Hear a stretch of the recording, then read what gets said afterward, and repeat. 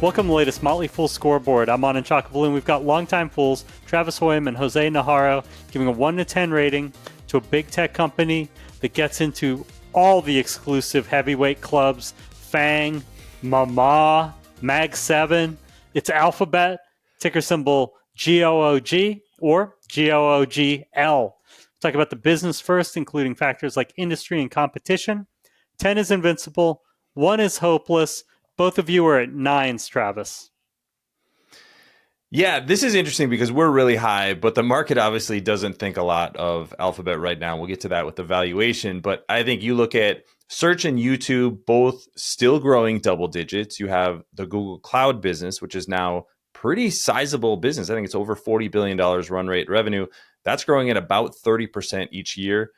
Subscriptions and services growing in that 20% range. That includes devices, Android, YouTube TV, all kinds of different things and distribution mediums they have for artificial intelligence.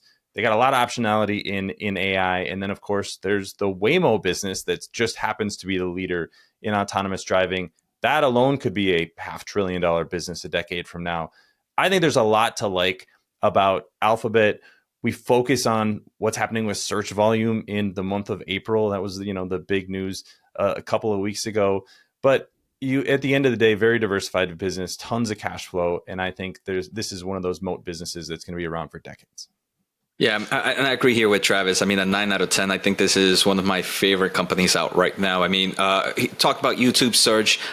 To me, the two favorite things are the cloud market. I do believe Google is great at designing chips and building AI infrastructure. I am huge into the AI market. I believe Google will be able to grow cloud there a lot faster than its competitors. And more importantly, they have a lot of data to continue to become a main player in the AI space with their large language models and other types of AI solutions. So I'm going to give that one a 9 as well. For management, a 10 is Warren Buffett, a 1 is Homer Simpson. Both of you once again agree with 8s, Travis. Yeah, Sundar Pichai took over as CEO almost a decade ago, which is just crazy to think about. But compound annual growth rate for that was already a really big business back then. He's grown the business at 18.5% since he took over. So those are just phenomenal numbers. Margins continue to expand. And I think what we're going to look back on Sundar's time as being pretty early in artificial intelligence. Jose talked about this, but they've been building TPUs. What are they on? Generation 7, I think, of their TPU chip. They were much earlier than people realized. They were, the ChatGPT moment kind of caught everybody right by surprise.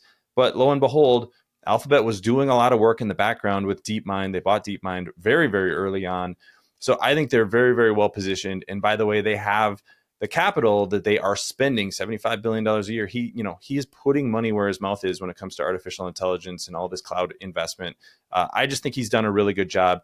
Doesn't get a lot of praise for it because he's maybe not the most exciting tech CEO, but you look at the numbers and I think that Sundar is going to be one of the top executives in Silicon Valley. Yeah, and I'm going to go with Travis here again, 8. It's so weird that the market does not really enjoy Sundar. He's not like one of the favorites in the tech space. To me, he's probably one of my favorite non-founder CEOs for some of these big tech players. I've been watching him in a lot of recent podcasts and stuff like that, and maybe he doesn't show it in his earnings, in the earnings call, but there's definitely some fire in the dog in Sundar that makes him very aggressive in the AI space. And I think that's going to be very important for the evolution of every type of platform that they do, from advertisements, from Waymo, and from their hardware. So I'm going to give Sundar an 8 here for the great success we're seeing right now. I'm curious what his 40 time is. I do like that he's got the dog in him, Jose. Talking about financials, a 10 is a fortress, a 1 is yikes. You once again, I think we will have some disagreement later, but we both have 9s here, Travis. How many companies in the world can say we're going to spend $75 billion on CapEx and you're like, we're still going to have some left over because they have $133 billion in operating cash flow. Just a phenomenal business. And like I said, even the businesses that investors are worried about being disrupted, which is search, those businesses are still growing double digits at this point. So I just think there's a ton to like. They are in a maturity phase. So, this is not going to be a 30-40% growth company. That's not the expectation. That's also not how the stock is priced. But so I think this is about as close to a fortress as you can get right now.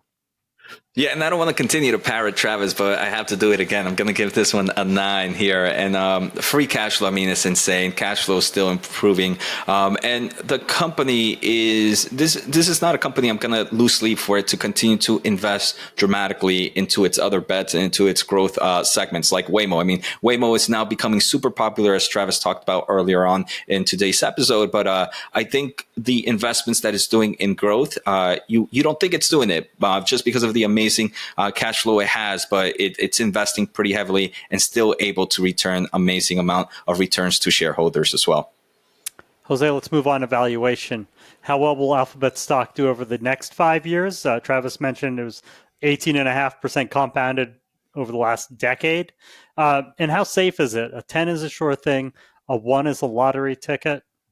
Yeah, so for me, in 5-year returns, I'm putting it around 10 to 15%. I do believe in these 5 years, we will get maybe a little bit more noise with some of the regulations and some of the AI stuff. So for the 5 years, I'm doing 10 to 15%. In forms of safety score, I'm giving it an 8. This is a company that I'm not going to lose sleep anytime soon for. Yeah, I just went a little bit more bullish on the return expectations. And the reason for that is I think 5 years from now, we're going to have fewer questions about artificial intelligence and what the strategy is going to be there. We can't spend a ton of time on this episode, but you just look at the amount of investment that has to go into artificial intelligence to build these next generation models. I think 5 years from now, we're going to be at the point where Alphabet's going to be, I think, the leader in AI model making because they have the capital to keep investing in it. OpenAI continues raising billions of dollars year after year after year. So, we may be at the point where they're already at the lead. I think that could lead to multiple expansions. So you're getting in the stock at 17 times earnings right now. If that multiple expands even a little bit on top of that double-digit growth rate that we've been talking about, that's how you get to 15% return. So I think in safety score 8, I obviously went very high there because I love where they're sitting right now. Let's move on to everyone's favorite topic. Jose, is there a company in Alphabet space you like better? We've been excluding Mag 7 stocks, but since it is a Mag 7 stock, you can name a Mag 7 stock. Yeah, for this one, I'm actually going to do Meta Platforms in the Mag 7, especially in the advertisement space. I think this one is a monster. I mean, I think Mark Zuckerberg, for Meta, it only has one real growth opportunity with AI, and that's kind of the advertisement space, and is spending a lot of money and is actually showing some great returns. So it doesn't have kind of like the cloud market to kind of hide if AI is really working for them. I think Meta showcases that AI is working for them and they're going to continue to invest there. So I think Meta Platforms is going to be a monster in the advertisement space. Jose is already getting his kid into Reels just to make sure that business keeps growing. No, I think Alphabet is the best stock in this space. I love their optionality. I love their diversification, and I think they're sitting much better in AI than most of the market thinks. So this is one of my top stocks overall. So I'm going to stick with Alphabet. Thank you to both Travis and to Jose. We've given Alphabet a super strong overall score of 8.6 out of 10. That means I must own it, but I already do. I just feel more comfortable after having listened to them. Look out for a new scoreboard every market day at 7 p.m. Eastern. Next up is Fiverr. Till then, Fool on.